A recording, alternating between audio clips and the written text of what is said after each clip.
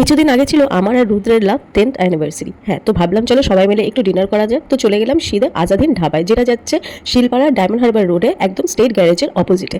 এখানে আমরা প্রায় অনেক বছর ধরেই আসছি, কিন্তু কোনো সময় আপনাদের সাথে ব্লগ শেয়ার করা হয়নি সেইভাবে। তো ভাবলাম চলুন এবার গেলে একটু শেয়ারই করে দিই। আর এখানে দেখতেই পাচ্ছেন ঢুকতে না ঢুকতে এখানে অ্যাম্বিয়েন্সটা কতটাই সুন্দর। হ্যাঁ, যতটাই কিন্তু এখানে অ্যাম্বিয়েন্সটা সুন্দর, ততটাই কিন্তু এখানে ফুড কোয়ালিটিও অসাধারণ। এখানে আপনারা ফ্যামিলি নিয়ে, ফ্রেন্ডস নিয়ে আসতে পারেন। খুবই সুন্দর একটি জায়গা। টেবিলে বসতে না বসতেই মেনু কার্ড ঘাটাঘাটি শুরু করে দিলাম যে অনেকটা রাত হয়ে গেছে, এবার ডিনারটা একটু অর্ডার করাই যাক। তো এখানে অনেক রকমের ভ্যারাইটিস ছিল। তো আমরা আমাদের ডিনারটা অর্ডার করে দিয়ে ওয়েট করছিলাম, আর অর্ডার করতে না করতেই আমাদের চলে এলো ডিনারটা, যেখানে ছিল বাটার নান, স্টিম রাইস, আর সাথে দিয়েছিলাম কড়াই চিকেন, স্যালাড, আর সাথে ছিল চিকেন রোগান জোশ। তারপরে প্রথমে বাটার নান দিয়ে কড়াই চিকেনটা আমি ট্রাই করলাম। আমি কড়াই চিকেনের ফ্যান অ্যাকচুয়ালি হয়েছি এই আজাদিন ধাবা থেকেই। এখানে কড়াই চিকেনটা জাস্ট অসাধারণ বানায়। আপনারাও কিন্তু এখানে এলে কড়াই চিকেনটা ট্রাই করতে ভুলবেন না। তারপরে অর্ডারে ছিল অমলেট, যেটা রুদ্রর খুব ফেভারিট, তো অর্ডার করেছিল। তারপরে রোগান জোশটা আমি ট্রাই করলাম স্টিম রাইস দিয়ে। হ্যাঁ, চিকেন রোগান জোশটা কিন্তু স্টিম রাইসের সাথে দারুণ লাগছিল খেতে।